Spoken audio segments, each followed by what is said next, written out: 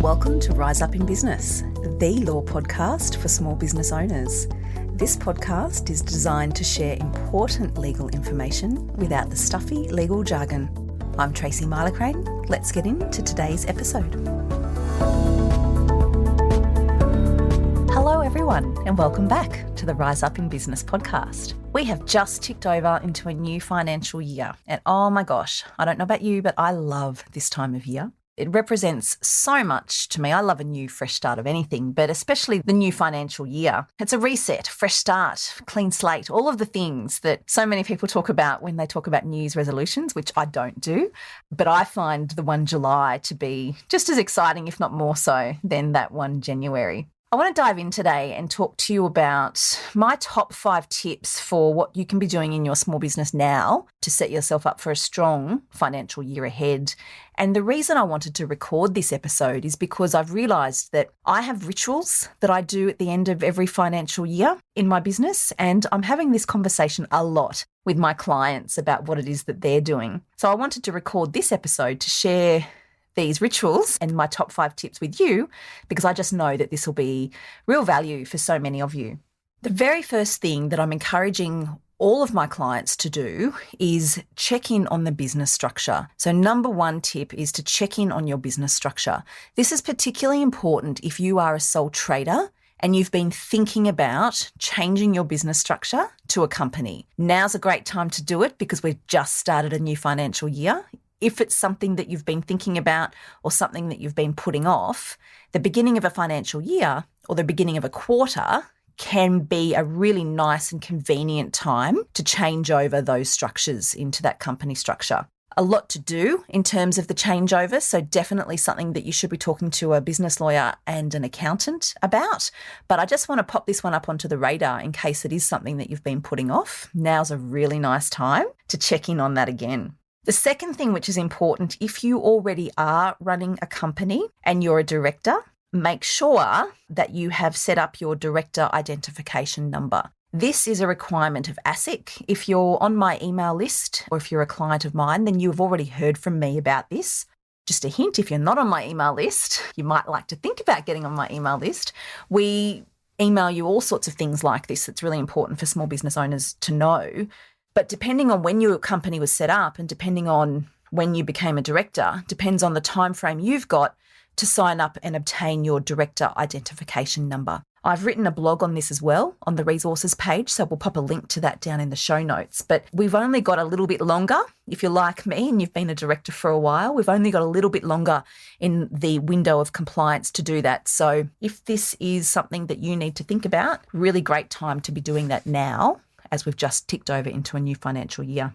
The next thing on my list that I advise my clients and all small business owners to do is to review your copy of my annual legal checklist. If you don't have a copy, now's the time to grab your copy. If you do, then this is a handy resource that you'll have and you check in on it once a year, ideally, hence the name.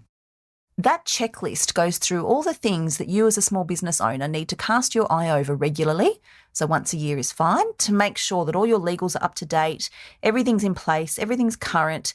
If anything's changed, it brings to your attention what you need to focus on to get things up to speed.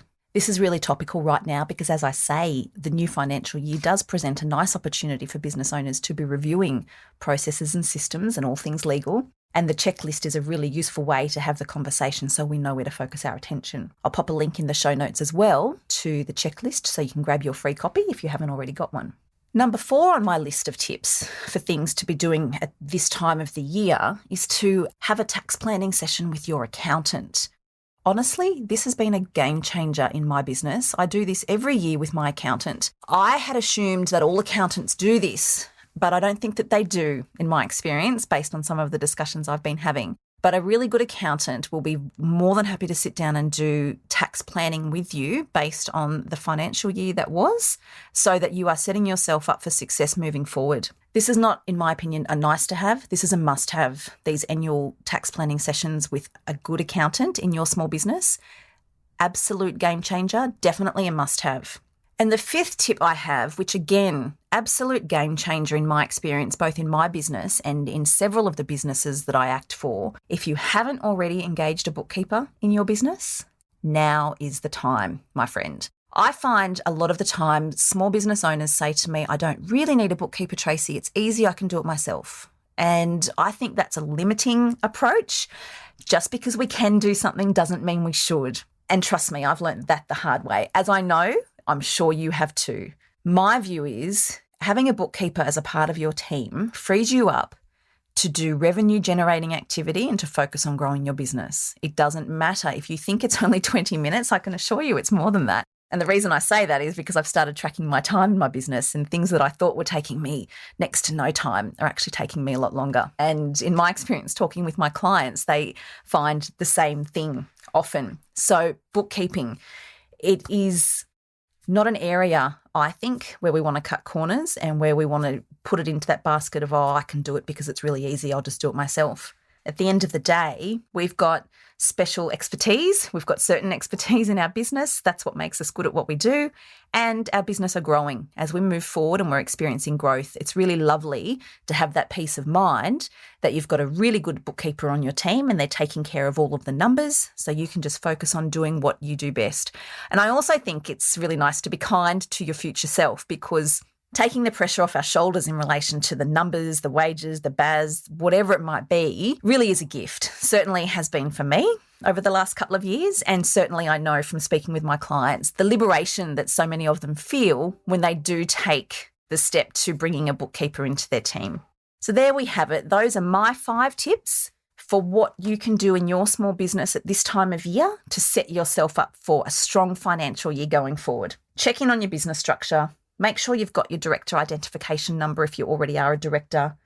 Review your copy of the annual legal checklist. The link's below if you don't have your copy. Have a tax planning session with your accountant. And if you haven't already engaged a bookkeeper, do yourself a favour and get onto that. I hope you have found that of value. As always, any questions, let me know. If you want to reach out to talk a little more about the business structure or the director identification number, feel free. And once you do read over your copy of the annual legal checklist, if there's anything in there that you'd love to jump on a call and chat a little bit further about, feel free to reach out. I'm always here and happy to help. Thanks so much for joining me. I'll catch you next time.